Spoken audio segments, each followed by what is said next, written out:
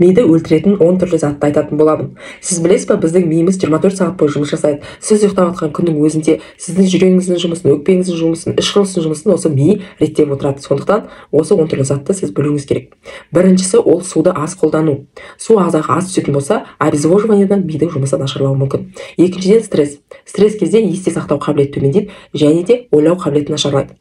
Үшіншісі семіздік. Семіздік кезінде тамырлардың ішінде холестериновая бляшка пайда болып, мидың қан айналымы нашарлауы мүмкін. Сондықтан жұмысы бұзылады. Төртіншісі кислородное голодание. Егер сіз жұмыс істейтін жеріңізде аз желденетін болса, ыстық болатын болса, дұрыс кислород келмейтін болса, мидың жұмысы нашарлайды. Бесіншісі информационная перегрузка. Егер сіз керек зат, керек емес зат, әртүрлі қысқа роликтерді көретін болсаңыз, миыңызға ол зиянды әсер етеді. Алтыншысы ол наушник. Наушник әсіресе мидың самай бөліміне қатты әсер етеді. Дауысын қатты қосатын болсаңыздар, мидың жұмысын ол да нашарлатады. Жетіншісі экранное время. Ұзақ уақыт телевизордың алдында, телефонның алдында отыратын адамдардың біртіндеп памяттері нашарлай бастайды. Сегізіншісі развиваться ету керек, яғни күнде бір затты үйренуге тырысу керек. Ми кәдімгі бұлшықет сияқты күніге шынықтыратын болсаңыз, әртүрлі затты есте сақтауға тырысатын болсаңыз, мидың жұмысы күнделікті жақсаратын болады. Тоғызыншысы ол темекі шегу мен алкоголь.